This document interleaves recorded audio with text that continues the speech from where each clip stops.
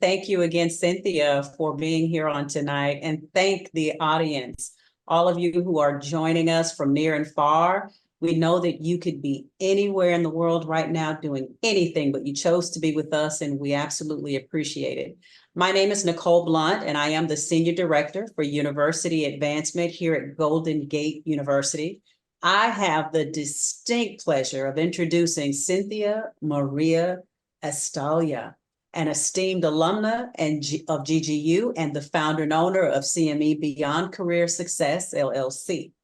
Cynthia's remarkable career and dedication to our community make her a true inspiration for all of us.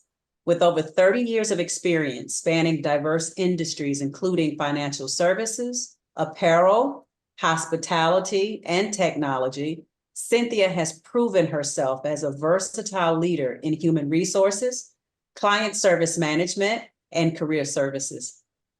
She holds a Bachelor of Science in Management from Golden Gate University and is a certified professional career coach, digital branding strategist, certified associate in project management, and a certified DISC Styles communications consultant. Now that is a heavy, heavy load. As a global career industry authority recognized by Career Thought Leaders Resume Writing Academy, Cynthia is dedicated to transforming lives through coaching mid-career professionals. Her expertise lies in guiding individuals through career transitions, crafting personalized career marketing materials, and designing effective career search strategies. Cynthia is also, again, a proud GGU alum, continuing her family's legacy with deep ties to the university community. She'll tell you more about that as in her presentation on today. I also want to extend my heartfelt thanks to Pam Cottrell and her team for organizing this absolutely fabulous event. And I want to express deep gratitude to Cynthia for her unwavering leadership and commitment to her alma mater. This event serves as a testament to the strong connections between students, alumni, and all who are a part of our cherished community. And now I believe Cynthia will take it away. Thank you, Cynthia. Oh, Nicole, thank you so much. Pamela, Swetha, I really appreciate you being, and welcome everyone. Thank you so much for being here. I know that, it's really my honor to be here, to be honest with you. As you know, from the announcement, I graduated back in '91, so that feels so long ago. But my connection to Golden Gate has been quite a long-standing connection, and I actually have I have a father and a few family members who have been, with GGU. So my father especially had been with GGU. He's now 89. He graduated several years ago. And I think Brooke, if you wouldn't mind with the slides, I think Brooke is going to help with advancing the slides there. So. And Brooke, do we have the slide? Maybe I just can't see it on my end. So. Okay, let's take a look here.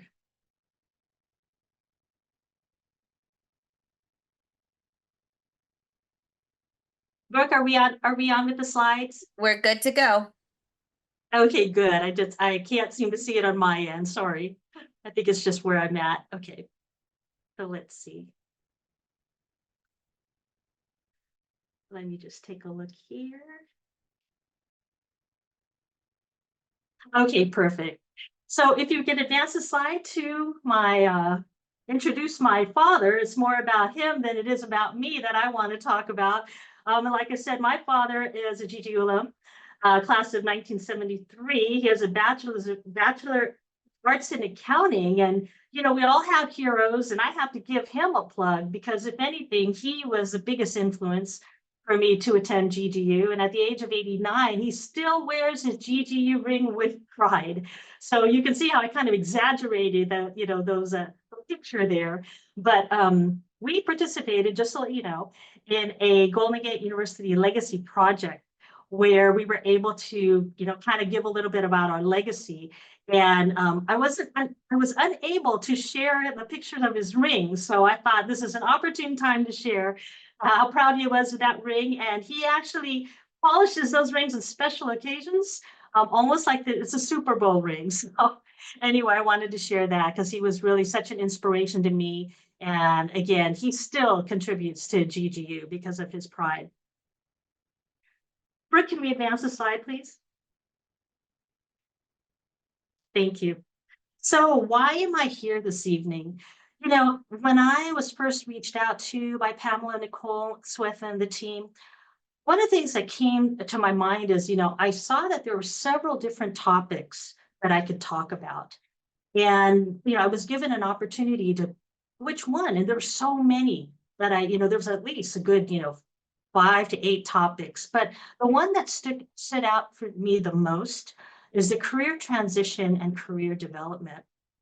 And I can honestly tell you, so, you know, being really part of the GGU community over the years, one of the things that I recall, especially back in the day when I was at GGU, there are certain things about careers in general that we already knew, we learned about. And, you know, I graduated in, you know, the early 90s. So I was there in the late 80s. We learned about networking. We learned about interviewing. We learned about mentorship and internships and all those concepts about careers and developing your careers. But what I wanted to be here to talk to you today about is a lot of those concepts are still important.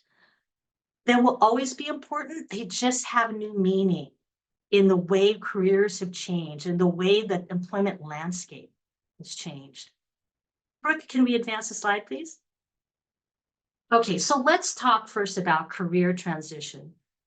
The one question I have for you, and I know, first of all, I know we have, I believe we have a combination of alum and possibly some current students.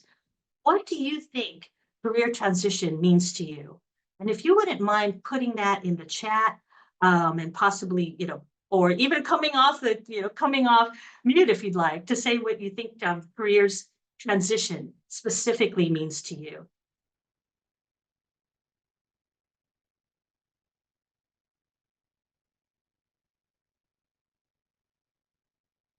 And I'm looking in the chat here, I see new job, breaking into a new industry or career path, starting a new job or field, absolutely, right? And I love, oh, and I see that, let's see, they're still coming in. Absolutely. So career paths, and as I go back here, oops.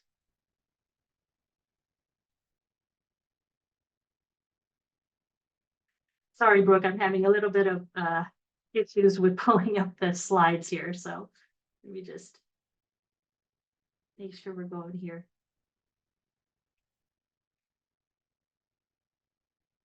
If you give me a moment here. Okay. So anyway, with regards to career transition, so yes, it's always about, you know, moving into something new, right? But there are so many different things to think about with career transition. And Brooke, if you would advance the slide, that would be great. And again, I think I'm having some problems with pulling it up on my end. Okay, post-graduation, fresh start. I see that, exploring new skills, absolutely. Brooke? May I ask which slide we're on right now? I think I'm having some, sorry, I'm having some technical issues on my end. Career transition definition. Okay, so the career transition definition, sorry about that. So if we take a look at that, right? So the definition, the process of moving from one career or job to another, right? And the types of transitions we're looking at voluntary versus involuntary, internal versus external. So there's so many different ways to look at it, right? And then today, when we're talking, you know, a lot of times when thinking about voluntary, it sounds really positive, right? We have that thought of, oh, something new, developing new skills, reinventing yourself. I'm seeing some things in the chat, right? That's always kind of the positive way of looking at career transition. But when we start looking at, and that's the volunteer piece of career transition. But then what we're seeing more so today is the involuntary career transition, where folks are getting laid off, or maybe they're retiring, but they didn't intend to retire. And so those are some of the things that we're starting to look at career transition in a different way. And then as far as, other transitions, personal reasons. I mean, we had the pandemic. Some folks decided, okay, now it's time for me to look at remote work. Maybe I have to look at my family and see what are my priorities now. Okay. And then as far as internal versus external, back in the day, career transition from an internal perspective was always about what's next for me. I'll join this one company and maybe I'll move up. And that was always the exciting part of career transition. It's the internal kind of promotional type situation.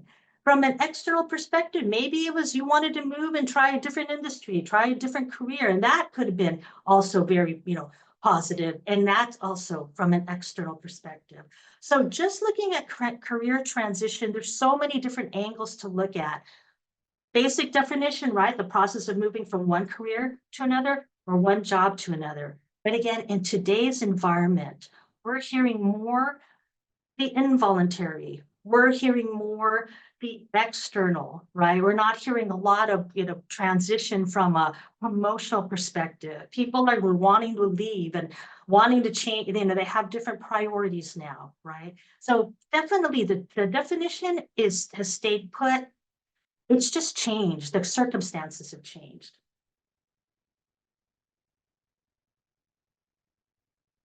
So Brooke, can we go to the next slide? We should be at, when you think of career transition, what types of emotions come to mind? If you can put that in the chat, that would be great. What kind of emotions come to mind when you think of career transition? Hope and fear. Thank you, Rakshan. Nervous. Love the reinventing yourself answer.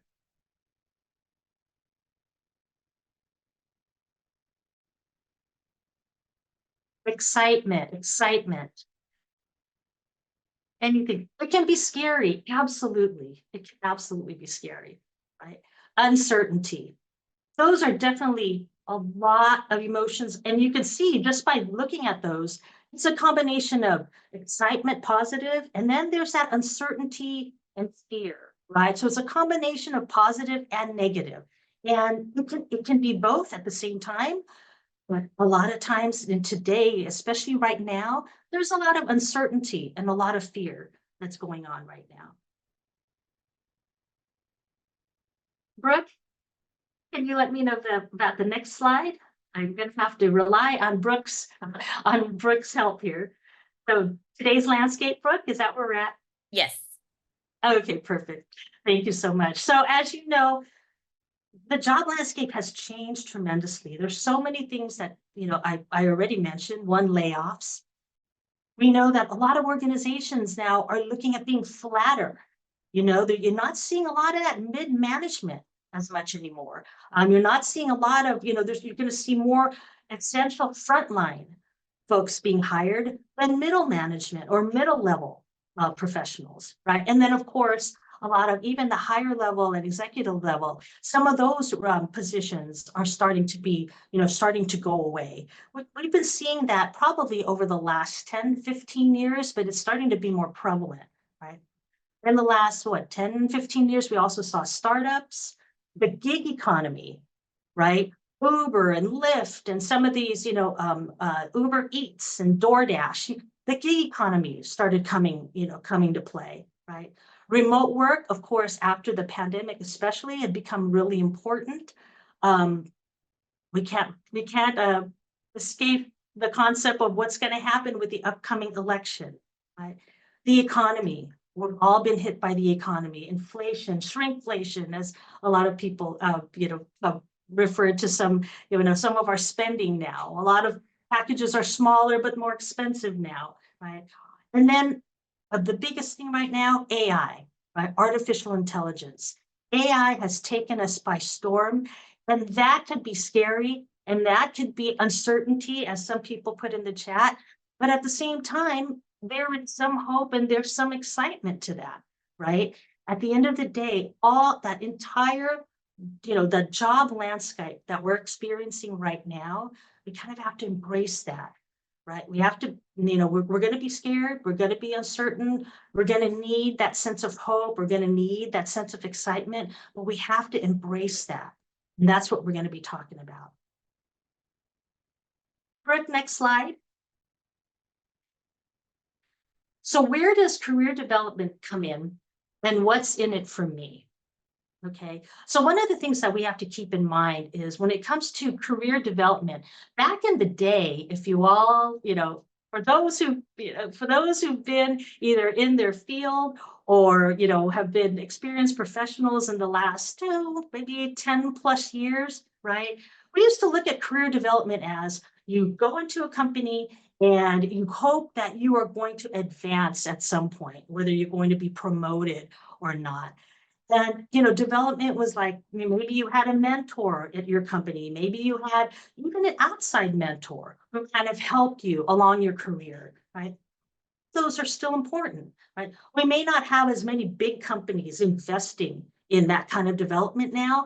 We may not have as many, we may have to look for more mentors, but again, going back to what we learned, at least what I remember learning back at Golden Gate University, the networking, informational interviews, internships, shadowing, all of that stuff is still really important, an important part of career search and career development. That has never changed, okay? However, right now, what I needed to emphasize the most is that we need to focus on creating opportunities for development for ourselves. We kind of need to take the reins on our own, right?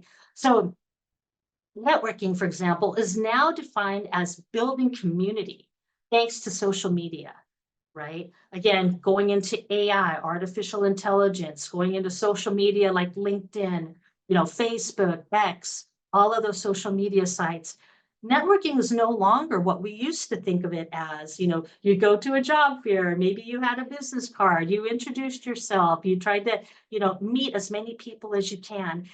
Now, when it comes to career development and really looking at what networking means, it's really about building community. It's about meeting people, but really making sure that people understand you. People understand what you do and what your target, expertise is, right? If you weren't comfortable with networking then, or even now, as a lot of my clients aren't always that comfortable with networking, well, now is the time to get comfortable. It's not just about going to job fairs, like I said, it's showcasing your value, your strengths, your interests. Maybe many of you now are starting to hear more and more, especially I'm going to say in the last 5 years or so, probably familiar with the term personal branding.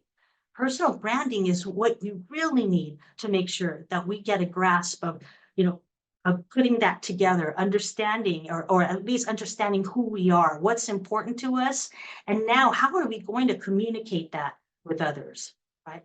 That's going to make the biggest difference in career search, career transition, and ultimately career development. So when we look specifically at career development requires inventorying your own skills, your own interests, your own values, and being more targeted and intentional about your career search, and your overall lifestyle. So it's really pulling all that together. Personal branding is real. It's critical. It's what differentiates you from the competition. Career development used to be thought of as getting your foot in the door and hoping to get that next promotion because you deserved it. You thought you deserved it, right? You proved yourself and you thought that was going to be the next step. But it really now requires that you take career development in your own hands. And it requires being your own advocate, and it requires having others advocate for you. But it really starts with you. Okay. Brooke, can we move to the next slide, please? Career development. So just foundationally, career development is ongoing. It's an ongoing process of managing your life, your learning. We always hear about, ongoing learning, right? And work. All of those pieces together affect career development. And the importance of career development has a significant importance with both your professional growth and your personal fulfillment. And that's what we always have to keep in mind now. Brooke, as we move to the next slide, think of career development as opportunities arising from career transition. So if you are early in your career, so any of you who are still, in school, maybe you just got your bachelor's, maybe you're moving on to your master's, you're still pretty early in your career, right? Identify your personal brand now. Be very targeted in your approach to finding your next job or your next career. That's going to require doing research. That's going to require following companies. That's going to require following people that, maybe are in roles that you want to be in. Maybe you want to, at some point, get to that stage in your career. Network to build community and share your expertise. You can't expect everyone to do that for you now. It has to start with you. It has to start with you being able to share with others what's important to you, what your strengths are, what your areas of expertise are, and that people understand that. That becomes your personal brand. And then from there, the networking becomes natural. People start talking about you. People start understanding you. But it has to start with you. You need to be able to identify skills, your skill gaps, right? Maybe you talk to others. Like I said, if there are roles that you're particularly interested in and other people have those roles, be comfortable talking to people about those roles. Understand what skills you may be missing. Be very intentional. Long gone are the days where we used to say, I'll take any job. I'll take any job. Well, it might be a little different if you have been laid off and your situation is that you need a job right now. And I understand that many people are in that situation right now. However, it's still the prime opportunity for you to identify what's important to you and stay focused, very focused on who to speak to and what roles and companies that you really want to target. You need to stay relevant. You need to be curious about artificial intelligence. You need to give yourself some credit. I think one thing I noticed that's been really hard is when I deal with a lot of clients and we start talking about accomplishments, they don't give themselves enough credit, right? They think of, I did this so well because I worked with this team. Well, you must have had some influence on that, right? Now is the time to kind of get the feedback, figure out all the good things that you've done in your career, right? Or in school. Everything counts, right?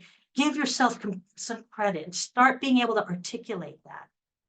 Of course, the foundational things that we've learned in the past, update your resume, keep your resume updated and stay connected with your network, right? But you're also going to need to build new ones. And that's going to have to be habitual now, right? Long gone are the days where you're just networking because you need that job. You need to network not just for that next role, but for your entire career, both from a career search perspective, but also from a career transition and development perspective. Think of career development as opportunities arising from career transition. Again, a lot of people who are in career transition, most I've spoken to, it's because they've gotten laid off. It's a situation. Career transition is a situation that does not define you. This is an opportune time for you to define you, okay? The opportunities that can surface from career transition can redefine your life and allow you to take control of what's important to you. And again, in doing that, there are so many different strategies that you can do that in order to take control of that. So when I first talked to Pamela and Nicole and Swetha, I remember I had a couple of stories that I had in mind. And one story, and I'm a storyteller, by the way. Well, one story I wanted to tell you is how I got my job at Wells Fargo. Wells Fargo, I've been with that company almost 20 years, closed out my career last year. And almost 20 years ago, I met this woman at my son's school, who at my son's school, one of the mothers, I should say, of my son's classmates. And I was at a nearby coffee shop, and it was a popular coffee shop. It would be they sold donuts, and actually it also sold chow mein. It was interesting because we had all the parents who dropped off their kids at school, went to this coffee shop, donut shop, I should say. And I'll never forget that day, because that day, again, this was almost 20 years ago. When I walked in there, it just so happened that I had just found out I was getting laid off from my previous company. And this one woman came up to me and she said, hi, she just introduced herself, and we're here getting our donut.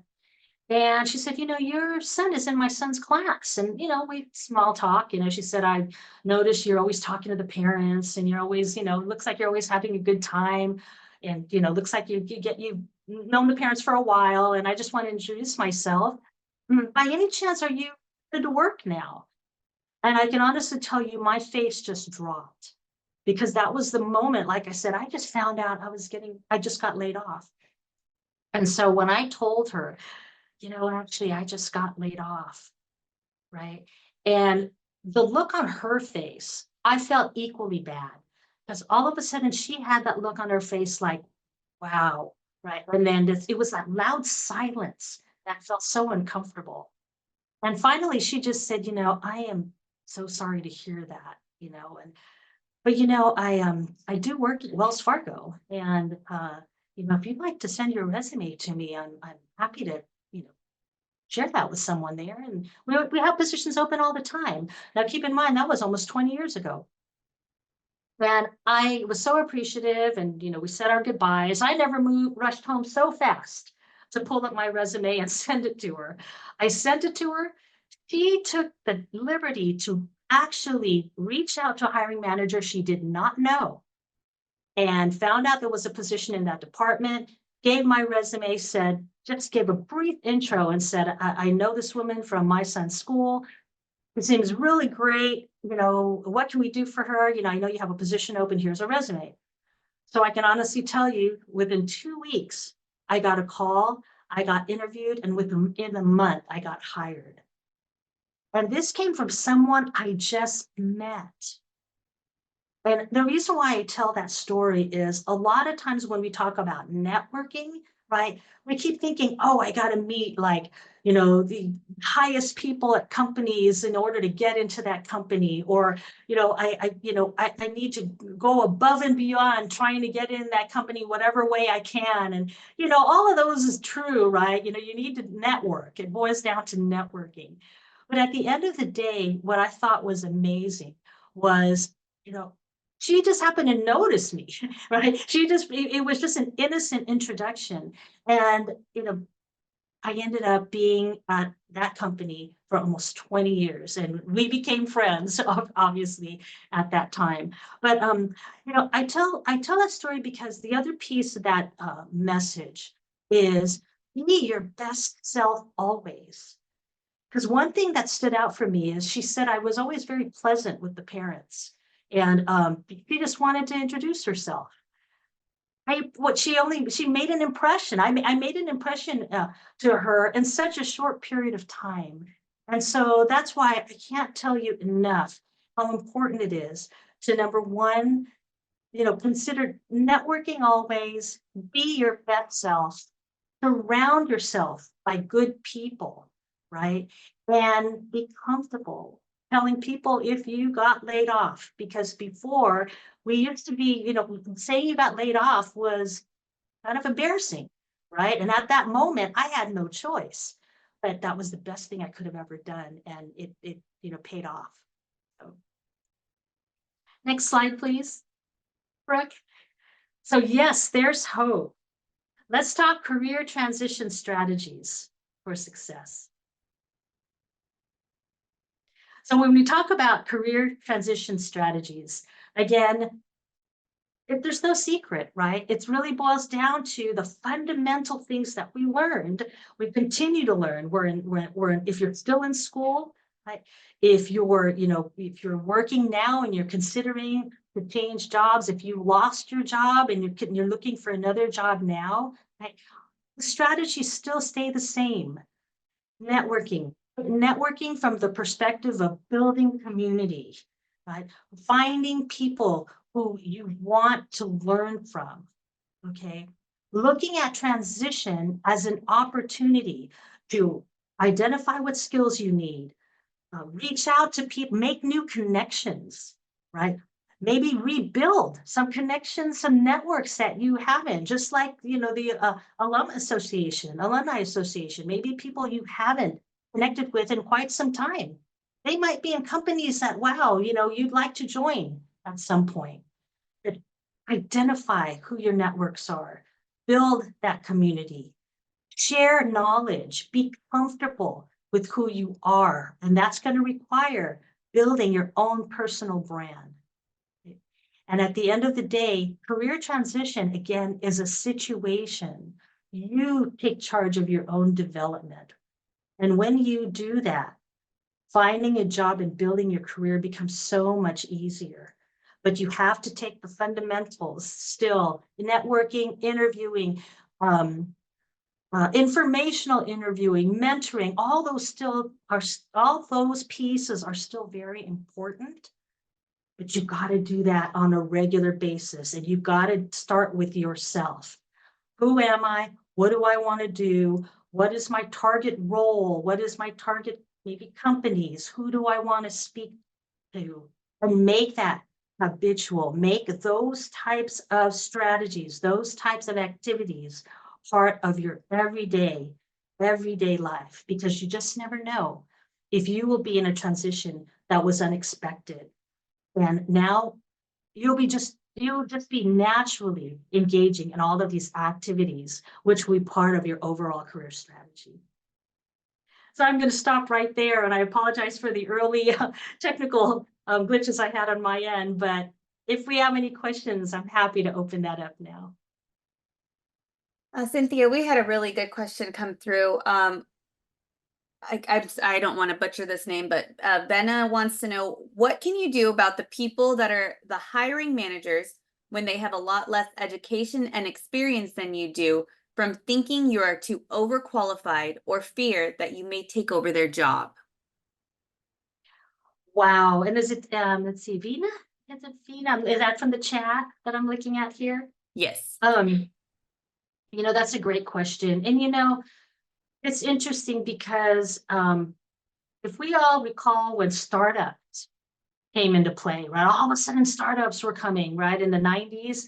And we had a lot of folks, a lot of younger folks who were just very brilliant, and they were starting up all these companies. And there was now that fear that maybe, and I'm going to just throw out, maybe folks who are Generation X like myself or baby boomers are thinking, oh my gosh, am I going to have to, report to these people who maybe are a lot younger than me, right? And that's intimidating, because I'm very educated, I might be very experienced, and to Vina's point here, hiring managers a lot less experience, thinking you're overqualified, right? Because I've been working for a while. At the end of the day, there's not much we can do about that situation. But what we need to do for ourselves is we need to understand what our value is. What value do you bring? Okay, that's what we need to focus on. And that's talking about, your skills, you're taking everything, your skills, your education, your strengths, and focus on that, right? And at the end of the day, always remember, when you're interviewing and you're considering a company, you are interviewing the company just as much as they're interviewing you. So if you're not feeling that, maybe you're feeling you're not a fit for that company because it's not falling within, what's important to you, that might not be a fit for you. So I wouldn't be overly concerned about that, that situation. I would really focus on, what, this is what I bring, and I want to find the people and the company who's going to value what I bring. Is that helpful?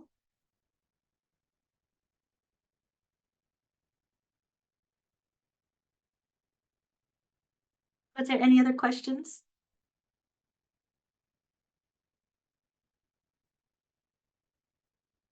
Not seeing any more come through. Anybody want to come off mute and ask a question? I'm okay with that too.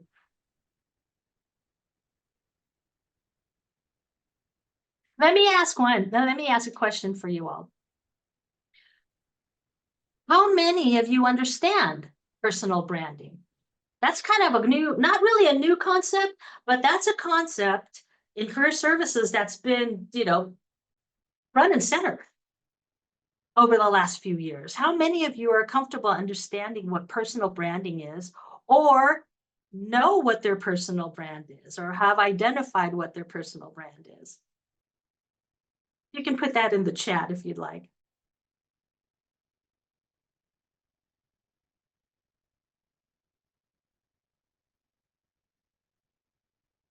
Are we seeing anybody? Brooke, either know what a personal brand is, have a personal brand? Okay, so I see Pam said, please explain. So personal brand, that's a term that's been used over, especially over recent years, where in order to differentiate you from others, right? And let's take job seekers, for example. In order for differentiating you from other job seekers, right? It really is about doing some introspective work, understanding what you value, what your interest is, and what your strengths are, right? And so what'll happen there is a personal brand is really being able to tell people what differentiates you from others. Maybe you've had experience in certain industries. Maybe you have special skill set, right? Maybe you have a special education. And if you want to equate a personal brand to an elevator pitch, that's probably something that's a little more identifiable. Do people understand what an elevator pitch is?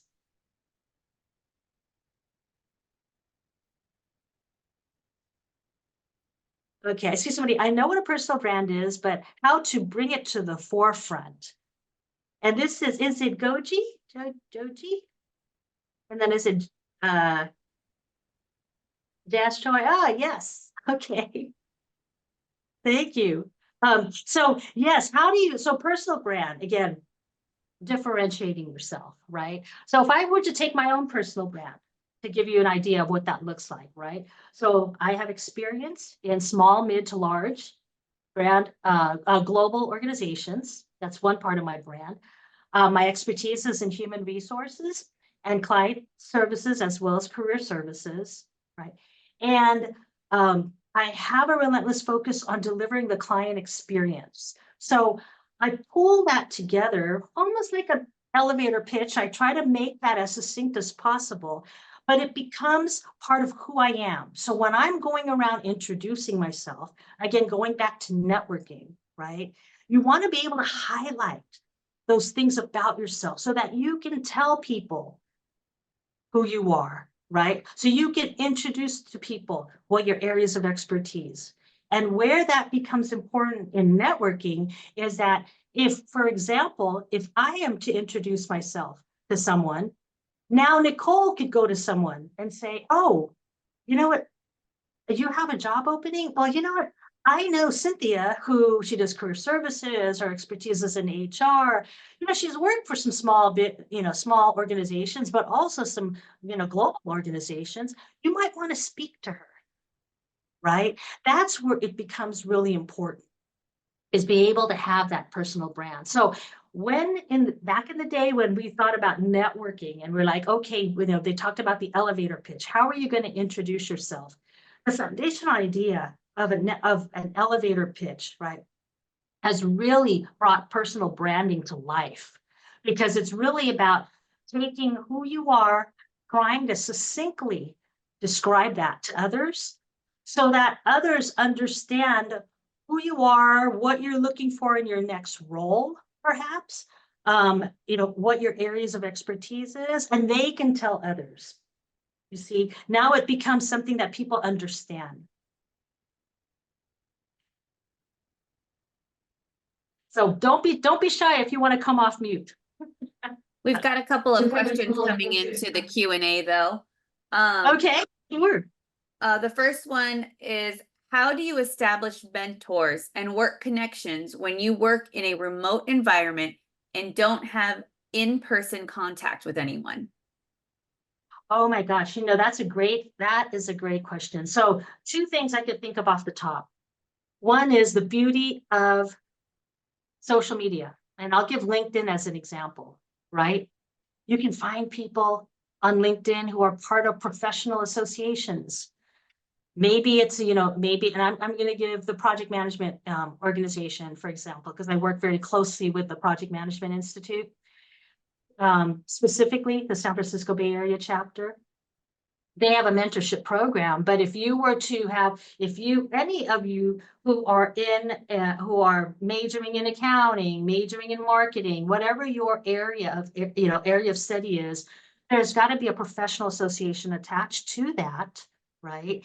And if you were mostly remote, if you went into a site like LinkedIn, you can look for those professional associations and try to connect with someone to see if perhaps they have a mentorship program or if they have people in target roles. And what I mean by that is maybe there's a role you're interested in, right? Within that association, they might have somebody who'd be willing to mentor or find a mentor for you.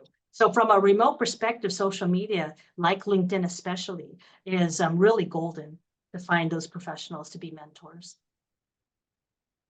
That's a great segue into this next question. They wanted to know how to build the relationships in LinkedIn community and what was the common mistakes people are doing in professional networking?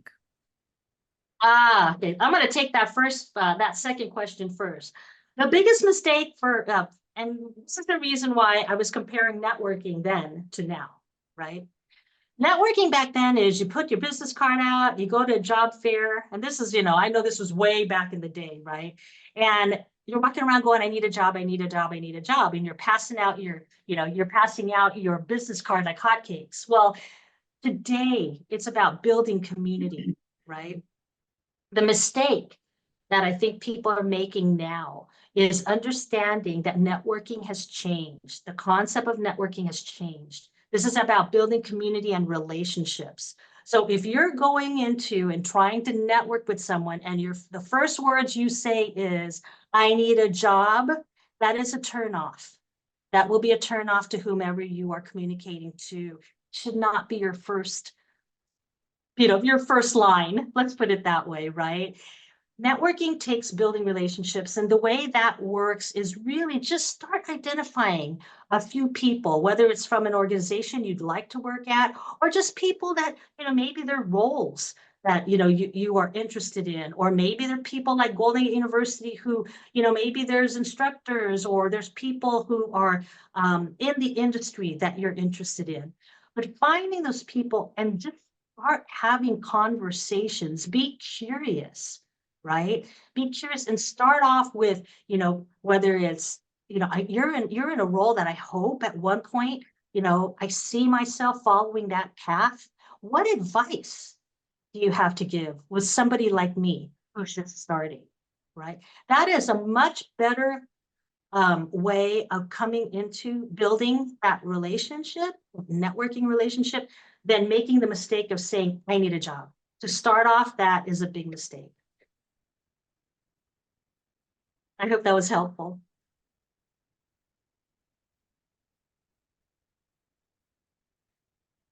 Any other questions? Just a reminder that we're sending out a survey for this webinar, and there will be an opportunity to ask additional questions in that survey. So we will make sure that Cynthia gets those questions and answers them if you can't think of anything right now, of course. Okay, great. And I see George. Is it George or Jorge? I'm not sure, but it says super helpful. But, I want to let you know, like I said, the most important thing, right? Yes, thank you. The most important thing to keep in mind is the foundations that I specifically remember learning from Golden Gate University so many years ago has not changed. Okay. You still need to network. You still need to do informational interviewing. You still need to get mentors, right? All of those things have not changed, right? It's how you go about it that has changed, right? Networking used to be so, people would be fearful of networking. As soon as I talk about networking, people's stomach would turn like, oh no. And I would ask, how are your networking strategy, or how do how do you network? And a lot of people who I speak to are like, oh, I don't, I haven't gone to a job fair, or I haven't gone to a meetup, or I don't do social media. And well, unfortunately that has to change, right? And you don't have to do it all at once. You don't have to be overwhelmed in doing it all at once, right? But you do have to start being comfortable with the concept of networking equals building community, building relationships. Because when you start feeling comfortable with that, it becomes natural, right? And people need to know who you are. What's important to you? What are your strengths? Right? Especially if you're just starting off in your career, right? Especially, and that's the reason why I bring out that personal branding piece, right? Really need to be comfortable with understanding what your personal brand is. Who is Nicole? Who is Brooke? Right? Who is Pamela? Who is she? How can I describe that person? There's another saying from Jeff Bezos that I recall. And it's what people say about you when you're not in the room, right? So when you think about somebody like a couple of great people I've worked with have always been known as the go-to person. Oh, do you remember Yolanda? Yeah, she was the go-to person. Go to her for technology problems. Go to her for problem-solving issues. Go to her. So right away, I can already identify her strengths because she kind of built her own brand. People already knew who she was, and they could describe who she was, right? For people to be able to describe you, what's important to you, what your strengths are, what your values are, in a short, kind of succinct elevator pitch, for example, right? That's the personal brand that's going to carry you, where people are going to know who you are, they're going to be able to talk about you, and that's going to affect you finding a job in the future, you being promoted or developing in your career, right? And it's going to make networking less intimidating. It's just going to be about building relationships, right? It's going to be about embracing technology to do so.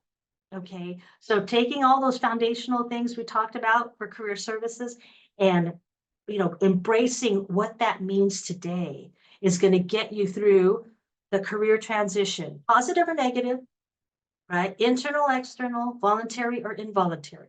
It's going to get you through that situation, right? And it's going to help you self-develop. You're going to be able to self-develop where people are going to want, I want Nicole to work with me. I want Brooke to be part of my team, right? That's the position you want to be in, but you have to take control of that. And that's where your own self-development, right, comes into play. Any more questions I can answer?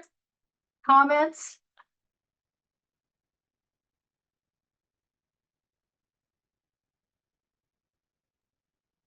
We I did have recognize one. you. We had one more comment from Jazz come in reference to your question from earlier. Something that's helped me grapple with personal brand has been to try and inspect how I want to be remembered by the person I'm networking with. This needs to be true to your values and passions, as well as align with your skills, of course. That's awesome. And I think I know who that is. I think I remember. So thank you for sharing that. Really appreciate that. I love the piece where it says, how do you want to be remembered? Right? I mean, that is the biggest part about making your transitions easier. People can now talk about you, can now say, and of course, positively, right? People can now talk about you, and makes it so much easier. Your transition becomes easier. Again, your development becomes easier.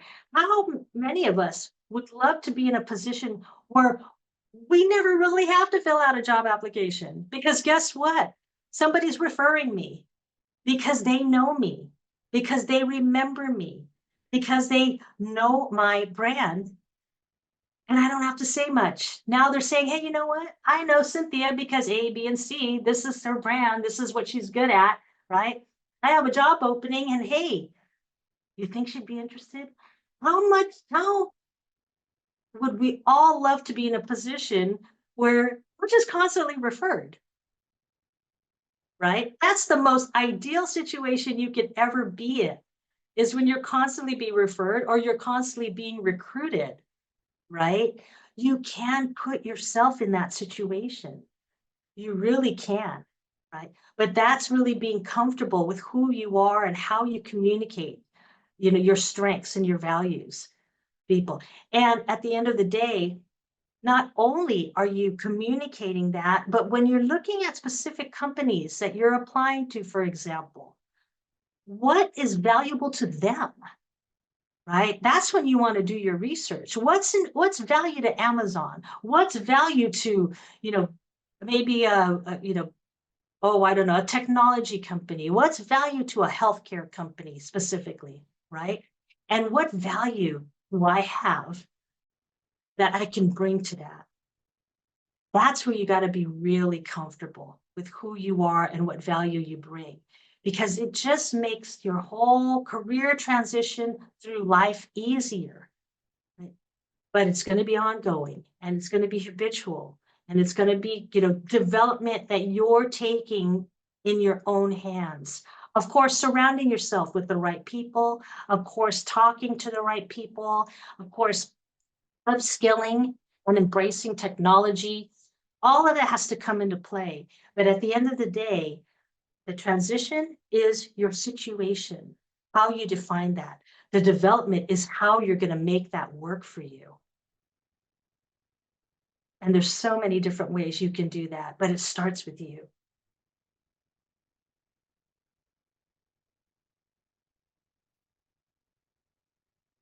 Anything else?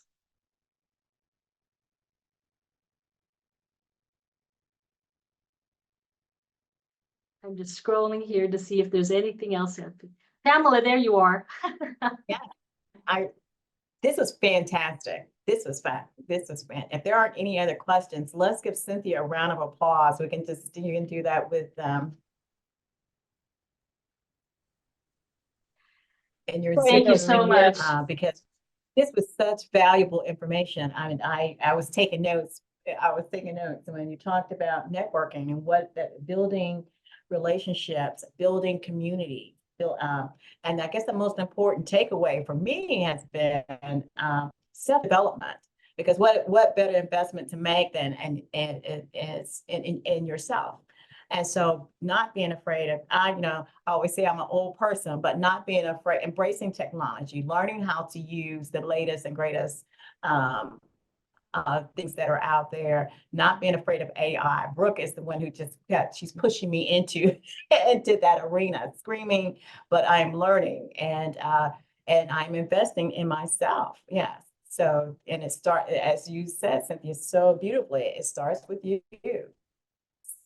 So No, thank you. so And much. I hope this was helpful. I hope this was helpful.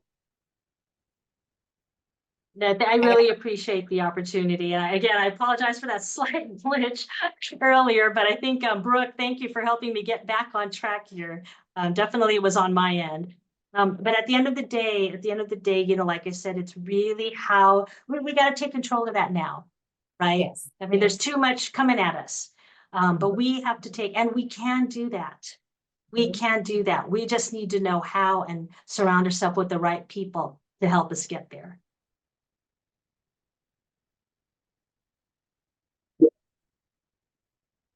Fantastic. Well, I think that wraps up our time tonight. And again, I want to thank you all so much for taking time out of your schedules to be with us. I hope that this was helpful, and that it will it will make you, if you're in a transition, if you're in a transition, that you have the tools or some resources that you didn't have before you started this journey with us tonight. As Brooke, I think, mentioned, we will have a survey that you should have in your inbox tomorrow. So please take an opportunity to fill that survey out, because as we would like to, as the Director of Alumni Engagement, it is our hope, and it is what we want to do is to continue to be connected with our alumni and to provide relevant programming and relevant resources that will allow you to live your best life. And if we can be a part of that, we certainly would like to. So that's all we have. And if there aren't any more questions, we want to say good night, and to say to Cynthia again, thank you so much. And you have made GGU proud. You're one of us.